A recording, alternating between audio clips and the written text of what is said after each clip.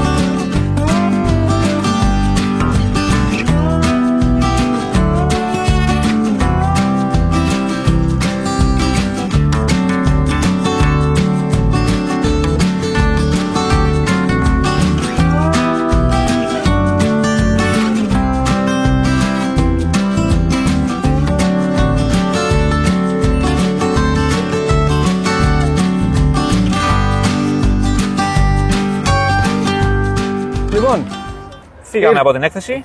Είμαστε έξω από την έκθεση βασικά. Πάμε να πούμε εντυπώσεις.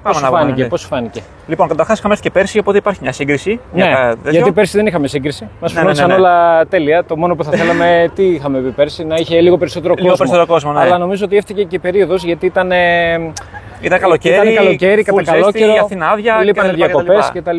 Ναι. Λοιπόν, θεωρώ κόσμο είχε παραπάνω. Ήταν λίγο καλύτερα από πέρσι. Ναι. Νομίζω εκθέτες. Εκεί ναι, θέλουμε λίγη δουλίτσα ακόμα. Είναι λίγοι εκθέτες και έχω την εντύπωση ότι ίσως ήταν και λιγότεροι από πέρσι. Δηλαδή είδα κάποια μαγαζιά τα οποία ήταν πέρσι και δεν ήταν φέτος. Πρέπει λίγο να γίνει λίγη προσπάθεια σε αυτό. Κατά τα άλλα, υπήρχε κλασικά ο διαγωνισμός για το επιτραπέζιο σχεδιαστών, μια χαρά, πολύ ωραία πρωτοβουλία. Ναι. Υπήρχαν διάφορα τουρνουά, μια χαρά. Και υπήρχαν νομίζω και περισσότερα τουρνουά φέτος από πέρσι. Και λίγο περισσότερα επιτραπέζια. Ναι, η αλήθεια είναι ότι είδαμε. Λίγο περισσότερα επιτραπέζια. Η έκθεση επιτραπεζίων έπρεπε να ήταν λίγο πιο. Ναι, λίγο πιο πολλά να βλέπεις, ρε παιδί μου, πιο πολύ επιτραπέζιο, ξέρω εγώ, έτσι, να έχει μεγαλύτερη ποικιλία. Κατά τα άλλα, και μόνο που υπάρχει αυτή η έκθεση στην Ελλάδα, εμείς ευχαριστημένοι είμαστε. Εννοείται, γι' αυτό έτσι, και ερχόμαστε άλλωστε. Την κάναμε τη βόλτα μας και θα έλεγα να γίνεται τέτοια περίοδο. Είναι πολύ καλύτερα και όχι μέσα στο καλοκαίρι. Οπότε αυτά από εμάς. Κάντε like, subscribe, follow σε Twitch και Instagram. Και εμείς τα λέμε στο επόμενο.